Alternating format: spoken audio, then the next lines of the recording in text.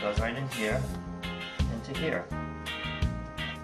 Sometimes you get confused, but it's okay. So then you take the pan and you get your breadcrumbs, right? So we want to make them all over this.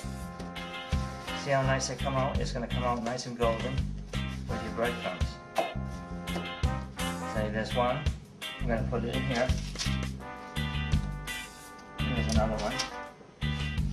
Of course, you want to do a few more. I mean, you might as well use your whole eggplant because you can always put this in the refrigerator and save it for a week because it will last a while.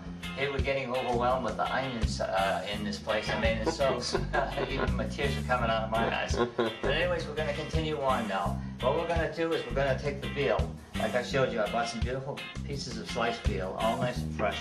And you're going to have to pound this so that it's thin, and you want it to be nice and thin. Well, I've done some of the pounding because I don't want to really do a lot of pounding on camera. But you see how this just pounded out, and it comes out really nice. And then look how it's coming out nice and flat. So if you want to just, if you're kind of fussy and you want to make it look like special, you can always cut it through the, if you want small portions. What I will do here is I'm just going to cut this piece here because I want to make it look really like a nice piece of veal parmesan. So first of all, like again, you're going to take it and you're going to flour it. You see, you put it in your flour it real good. And then, you know, because once the flour coats it, you're going to put it in, like in that egg batter again. Then it's in here again. And of course I have to use my fingers because it's the only way to do if you're going to, you know, make good food that's really good. You have to get in there and you have to make it so that it feels good. So see how that is coated? It's all coated with the milk and it's got parsley and egg. So then you're going to enter it, put it right into that pan. And then you're gonna bread it.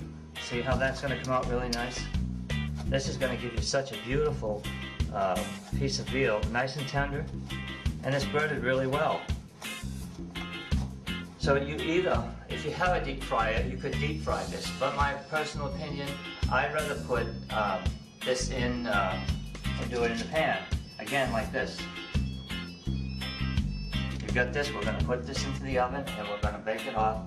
Probably for about 15 minutes because we want it to be nice and golden, but just, you know, you got to figure out because you're going to reheat this again. It's like it's a 3-pot dish. So we've got this part done. So we're going to go on to the next part. For the third part of this project, we're going to do the peppers and onions. First of all, let's start out with what we're going to do in the pan. We're going to pour some red wine. Usually you could measure it if you like, but you know, it depends how much wine you like. And then of course I've got about a fourth of a cup of Worcestershire sauce, which is going to go in here. That's going to add to that flavor. And then again, you want your olive oil. As usual, sometimes I have a hard time measuring, but I'd say about a quarter of a cup of that too, because you want it to really get marinated good.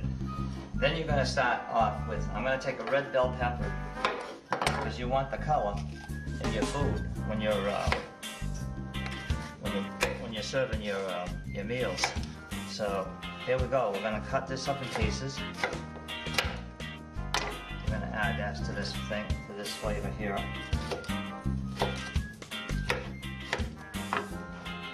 You know, you can use most of this, even the top. So I mean, why waste it? If you can use your top, you might as well use it all because it's eatable. This is all very good for people to eat. Then we're going to take a green pepper, and again, we're going to pull the seeds out of it because we don't want the seeds. If you want to grow them, that would be fine too, you know. So, and then we're going to chop this up like that, and we're going to saute this here like that. See how this is right in here? Not sauteed, but we're going to mix it so it's going to bake in the oven really good. But then we're going to take mushrooms and slice them. Put them in there. And you know, this is really a good dish if you really want to put whatever you want to put. And of course, you want to get your garlic in there, which I'm using whole garlic, and also the paper because the paper evaporates and it's got a lot of flavor in it too. So we're just going to put that in like that, break it up, and we're going to take a shallot and we're going to do that.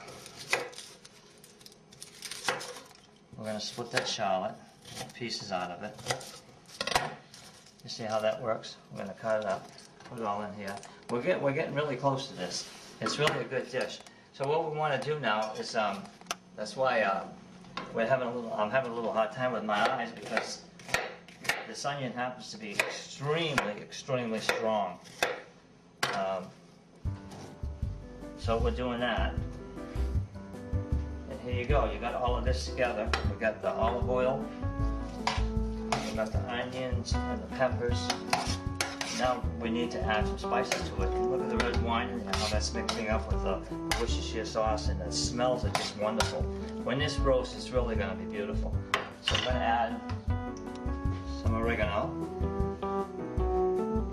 Then you're going to get in some beautiful Italian seasoning, which again, I'm just not measuring, I'm just throwing it in because that's the way I do it. And then also we're going to have some nice garlic, onion powder. And then we're going to add some Parmesan cheese to this mixture, because we want to get a real good flavor in there. And then if you're into a little spicy, you can always add a few hot peppers to it, the little pepper seeds, and that makes it really even more spicier. So now here we go. You've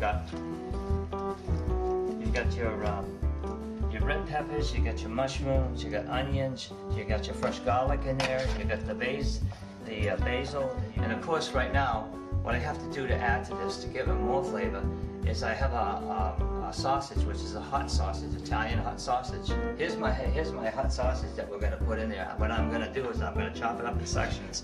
You don't want to try and pull the meat out of it, because you really want to give the flavor to the meat, this dish that you're cooking here. Now see, we have all this put together. We're going to bake this off in a 300-degree oven, and we want it to be al dente. We don't want it to be too overcooked. So you have to maybe 15-20 minutes at a 300-degree oven. This is part of my first dinner that I'm going to be doing for you this evening. And when it's all put together, I'm going to sit down myself and I'm going to show you how good it is. No guests tonight, just Chef Raymond. That's it. Chef Raymond. Okay. Now of course, Italian meal is nothing without making fresh meatballs. And some people, they always make them differently, but I start from scratch, and I like to really make them nice and soft so that they'll be tender in your mouth. So what I do is I take an egg yolk. I'll break the egg yolk in here, and then I'll twist it up here. I'm going to add a little Worcestershire sauce, because I really don't want to. This will give it a lot of flavor. And then I want garlic that's already pureed, because I really don't want somebody to get, I just got this big piece of garlic in my mouth. And you really don't want, I'm very particular. I don't like to have a large piece of garlic. I don't mind small pieces of garlic. And I'm going to add, so we've got this mixture so far. We're going to go with this. Then we're going to add some thyme. We can add a little thyme. Then a little oregano and Italian seasoning, which is going to give that, because the meatballs it's only ground beef, and you want to spice it up a little bit more. So then we're going to add some of this. I'm not a big fan of adding a lot of salt, because I think people like to add their own salt. But once in a while, I'll just add a couple of dashes to it, because you have to give it to bring that flavor out. And then again, if you want to make them a little spicy, we're going to add our little red peppers to it. Okay, they're in here, so that's going to help it, So, but you don't want to put a heavy mixture in here, because you really don't. When somebody bites into it, you want it to be a very soft meatball. You want it to be ground beef. You want it to be nice and tender. And don't forget, we're going to add, to give it more tenderness, we're going to add some olive oil to this, because this is going to make it even more flavorful.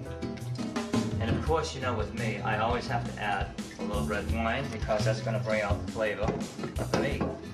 So here we go. We're going to start with that. See that? We got a mixture going here. It's going to be a little wet, because we want to get it moist. So now, first we're going to add is our breadcrumbs. These are some of the breadcrumbs that I used to bread the veal, but I can use them again, which is really a good thing. So we're going to use some of these, not a lot, because we want to make them